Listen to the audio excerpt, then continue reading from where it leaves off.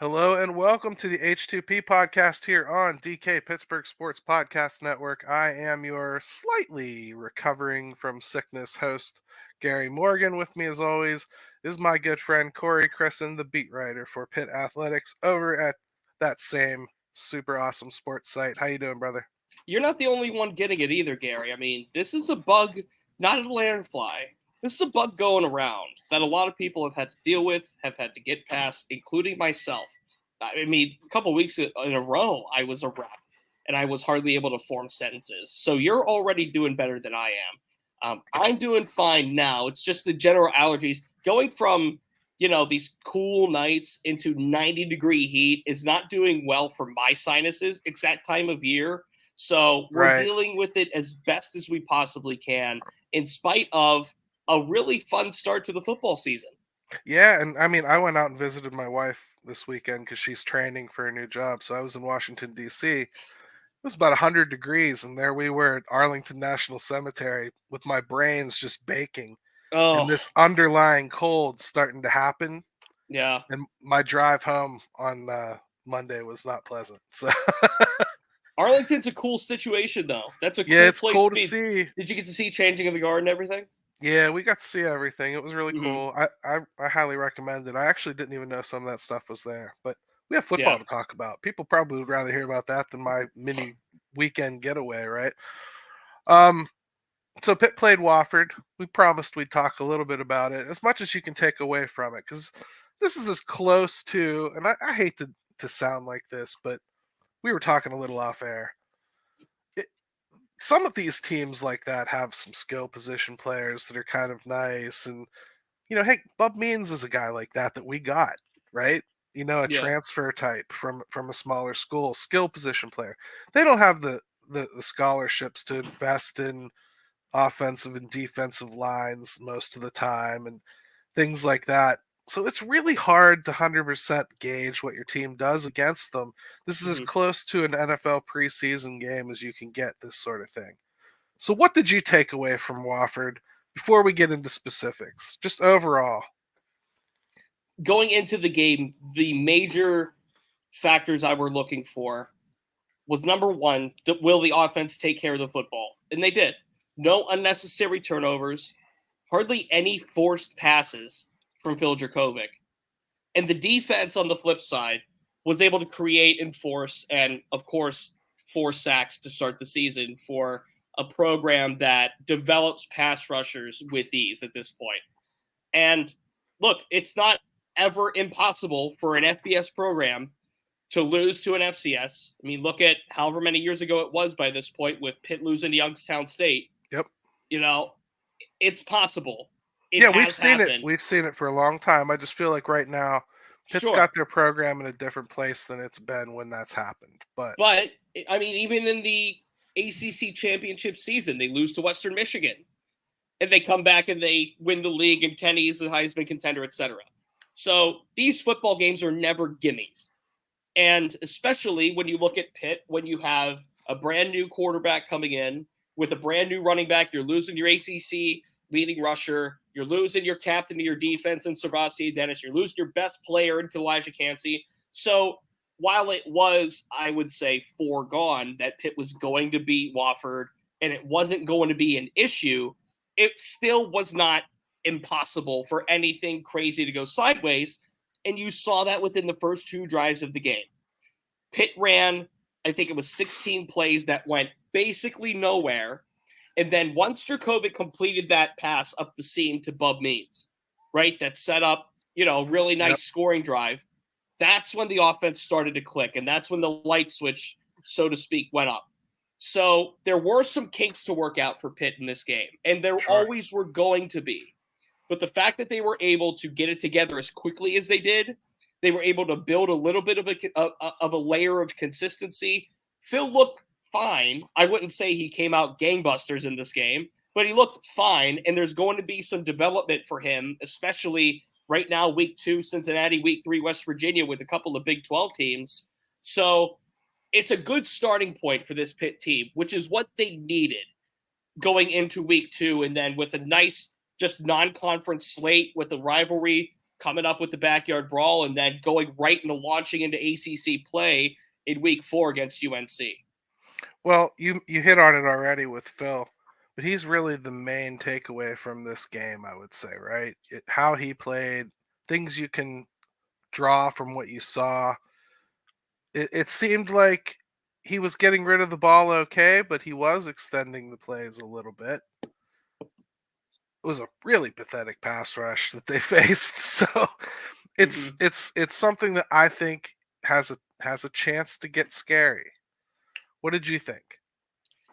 I was encouraged by Phil's mobility. I was encouraged by his willingness to get out of the pocket, to make plays with his feet, to call out hot routes, and to give the receivers the trust. In game 1, again, it's Wofford, so you can say whatever qualifier you want. But it was still game 1 for this offense under Phil in a real situation, in a non-scrimmage, no practice, etc.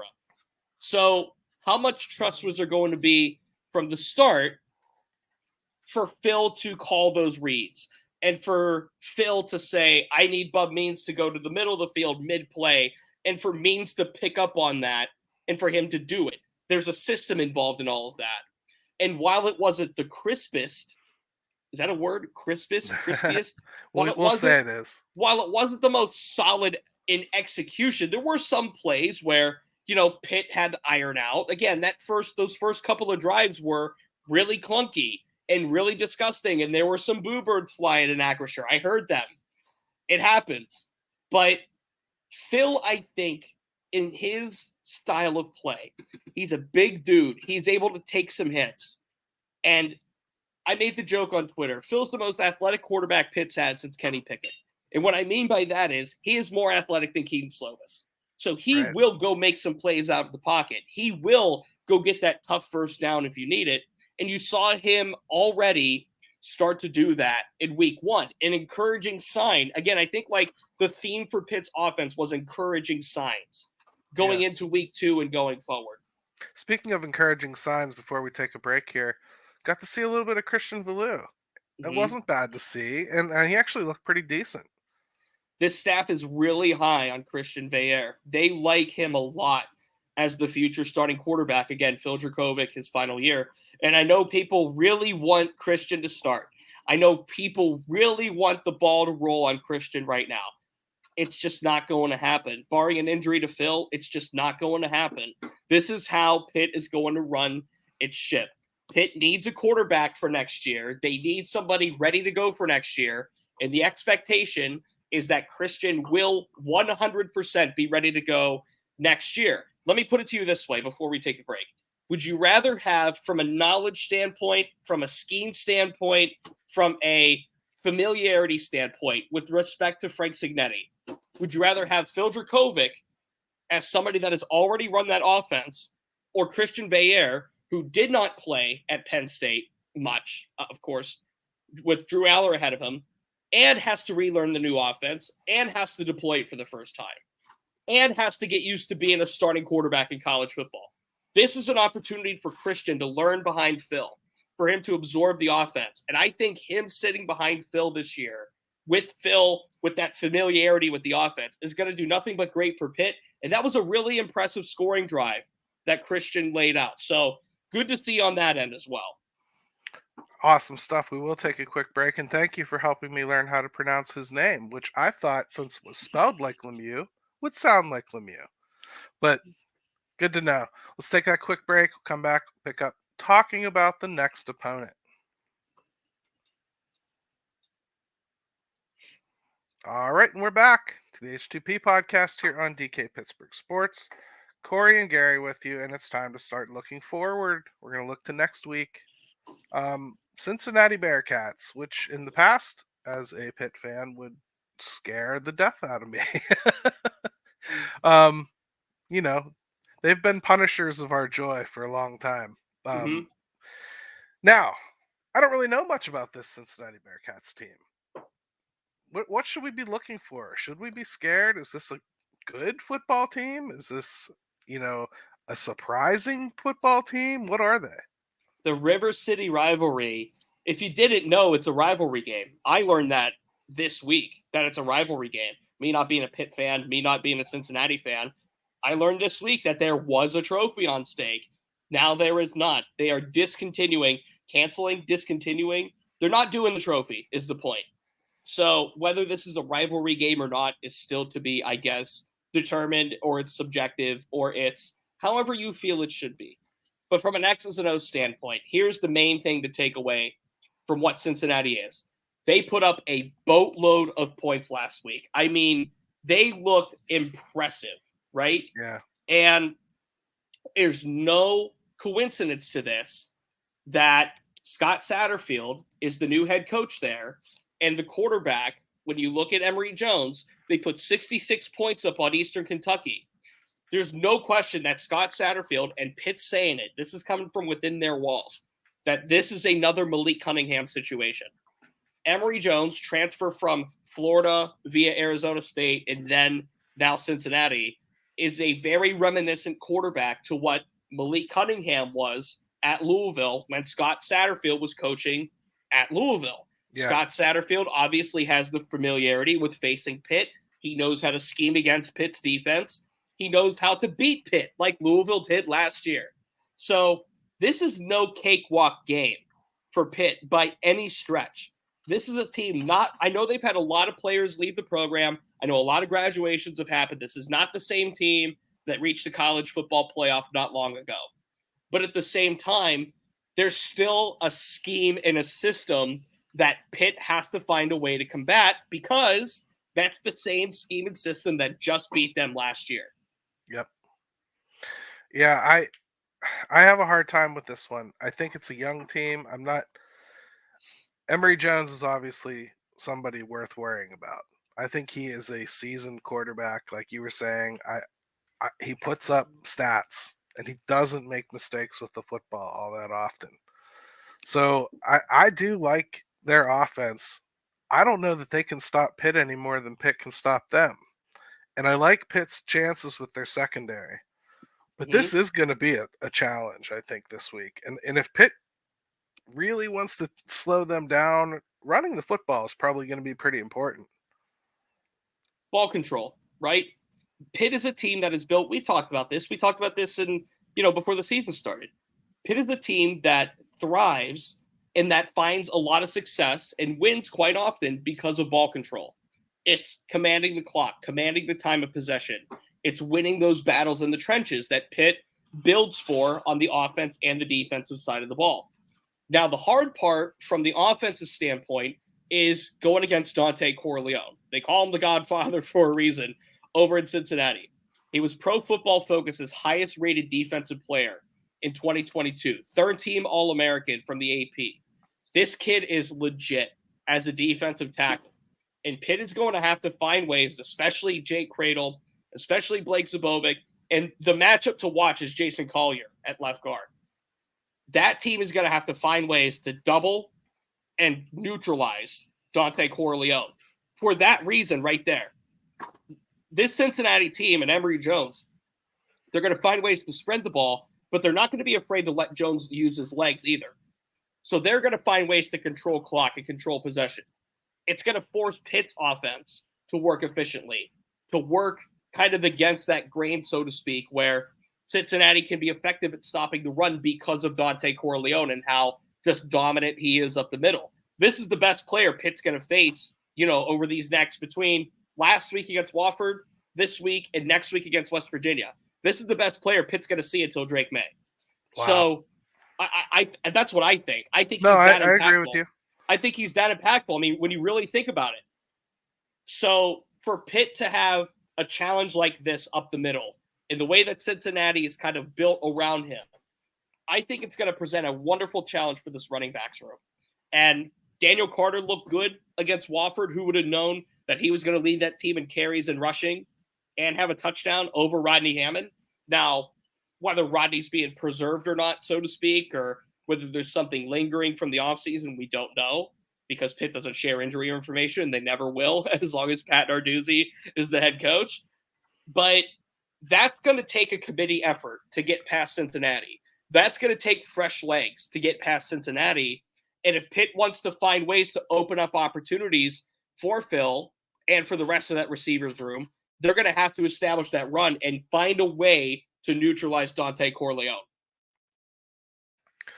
I think that all that sounds reasonable, and Pitt does have a very experienced offensive line that I'm pretty sure they've practiced against a guy like Cincy just last year that probably prepared them for some of what they might see. Um, so it's a good matchup. I think it's a really good test early on in the season. If you were to put these two teams side by side, Cincinnati and West Virginia, which one of these two games are you more concerned about? Wow. From a Pitt fan perspective. Well, if you're removing the rivalry gradient, so to speak, Well, they're that both rivalries, Corey. So sure, yeah, you can say that. If you remove the rivalry gradient from either side, okay? But especially, obviously, from West Virginia. If you remove that component from it and the heat that comes with it and the emotion that comes with it, then you start to look at X's and O's. I would be a little bit more concerned from a program standpoint about Cincinnati. And it's because of the pedigree that Scott Satterfield. Quite frankly, the coaching is a huge, huge, heavy favor of Cincinnati over West Virginia. Absolutely. I can't believe. I want to touch on that a little bit when we get forward here with the whole James Franklin flap. I loved it. Yeah, I can't believe in anything Neil Brown's doing right now at West Virginia. I really can't. And I know the program's kind of in a mess right now, and that athletic department right now is kind of a mess right now. But for just based on coaching alone, I would trust the Scott Satterfield team over a Neil Brown team to get a win. And then I think what Cincinnati just has more as far as scheme goes that could be Pitt. And obviously we'll talk more about West Virginia and CJ Donaldson as another running back, as another player that could really hurt Pitt like he did last year. But I think from a design standpoint, Cincinnati is more of a dangerous opponent than West Virginia is, just based on paper. Now, the emotions in Morgantown, going on the road, that adds so much more into it. But from that just X's and O's sheer football standpoint, I would be a little more concerned about Cincinnati than West Virginia. Yeah, I think that's exactly where I'm at too. I was going to talk about the coaching down in West Virginia a little bit as a kind of side note here. So let's go ahead and do that real quick before we take another break. I loved James Franklin's answer, and I know this is a Pitt show, and that's probably sacrilege. So don't hate us for this, okay? You're the one talking about it, not me. I'm telling the people listening not to hate us for it. I loved the answer. It's exactly what was an appropriate answer for why he ran up the score against West Virginia. He had his twos in. What's he going to do? Tell them not to try? Yeah. I mean, that's basically what he said. He said a lot more words than that, but that's the truth. Mm-hmm. That's exactly what. Of course. That's not running up the score either. No. I agree with Geiger's point on that. It is not running the score up. Those twos have to get experience. They have to. There is zero substitute. There is zero other feel that you can give your player than putting him on the football field in a game situation, regardless of score. Yep. Put him in a stadium. Put him behind a crowd. Put him somewhere in a situation where he has to react. This is not blow the whistle dead, redo it situation. Live football, there is no substitute for it. So I'm with James Franklin on that. Let your twos play. And quite frankly, if West Virginia's ones are not good enough to stop Penn State's twos, that bodes well for Pitt. It absolutely does. I just thought it was a stupid comment on their part, and I was happy to see them smacked in the face, even by Penn State. So let's take another quick break, come back and wrap up this talk about Cincinnati we'll finish up with, and then maybe a basketball note. All right, we're back to the H2P podcast here on DK Pittsburgh Sports. Corey and Gary with you. Cincinnati, final notes, Corey. What should we look for besides Emory Jones and kind of hoping that he accidentally can't make it to practice and gets suspended for a game or something? I mean, what should Pitt fans be looking for most besides him? I'm thinking Corey Kiner. Mm-hmm. He was pretty electric early on for them this year. I don't know. Xavier Henderson, maybe. What are your thoughts? Well, I mean, Kiner was the one I was going to bring up. There's a few weapons that could still hurt you, just from a sheer offensive standpoint. Like Kiner, 13 carries, 105 yards against Eastern Kentucky when they really didn't need to run the ball much. Xavier Henderson, 7 catches, 149 and a touchdown against Eastern Kentucky. So it's not like they don't have weapons. You can't score 66 without, nothing. You have to have some sort of weapons that can hurt you offensively. And really, I think the key defensively for Pitt is going to come down to the safeties. I think it's going to come down to P.J. O'Brien and Javon McIntyre. And specifically with O'Brien, his speed and his ability to fly from the second level to the first level and help contain Kiner a little bit. And then from a pass standpoint with Javon McIntyre, I really like the dynamic that those two shared against Wofford. I like the synergy that they can play with. They're good complementary styles as far as safeties are concerned. Yeah. So those are going to be the two impact guys I look for on Pitt's defense that can quell some of those threats on Cincinnati's offense. My main concern with Cincinnati's offense, aside from the passing attack of Emory Jones, is his rushing attack, as you already mentioned. Mm-hmm. In the past, Pitt's defense, they would kind of have Dennis almost be like a shadow. He would stay back there and stay home and make sure that the quarterback didn't hurt him with their legs. Who's that guy this year? Well, that guy can depend on the matchup because Bengali Kamara is very athletic as a linebacker and can get into space and can just kind of run you down as a linebacker. Shane Simon is in a bit of a different role this year because of his, status as the Mike linebacker, as somebody that's going to have to call the defense from, an audible standpoint. And I think Kamara is going to be the one that's going to have to be that kind of, not the Viper, because that's kind of the style that they call their like package defense, one of their sub packages. But it's going to have to be Kamara from a standpoint of sniffing the ball out and from really just finding that running back and shooting that gap and being aggressive and thinking quickly. This season is going to be a really big challenge on Bengali Kamara, especially when they get to face North Carolina and some of these ACC schools like Florida State that have running quarterbacks. He's going to have to develop on that front fairly quickly.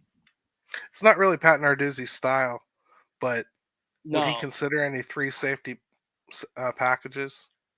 The only way I could consider that is if Donovan McMillan starts working in with the linebacker room.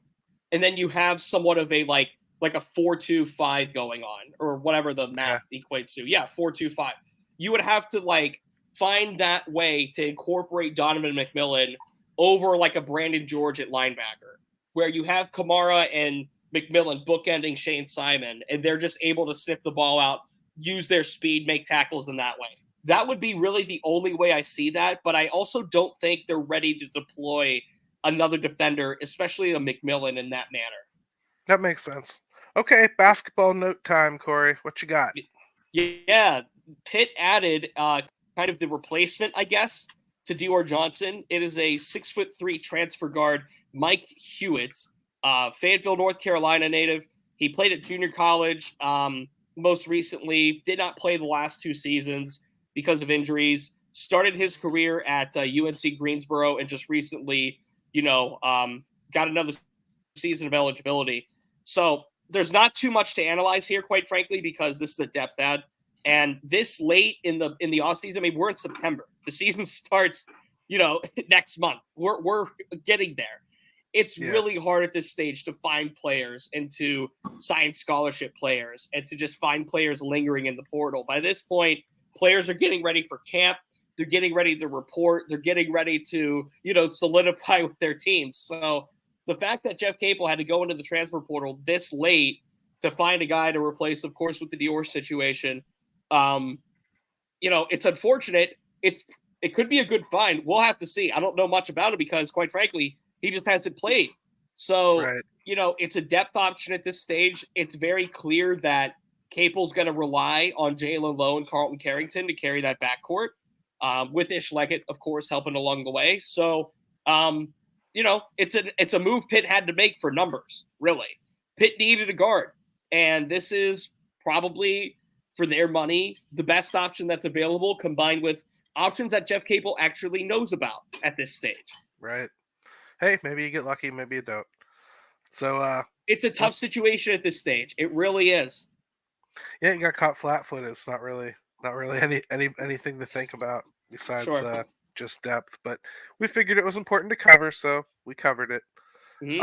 Plus, his mom might be listening, so Noteworthy. It's Yeah. very noteworthy. It's very noteworthy. Do not get me wrong.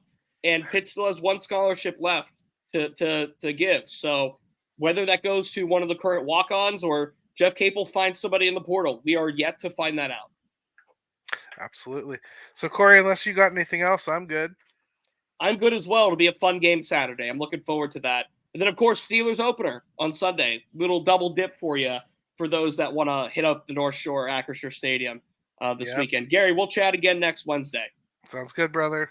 End the show the way we always do. H2P.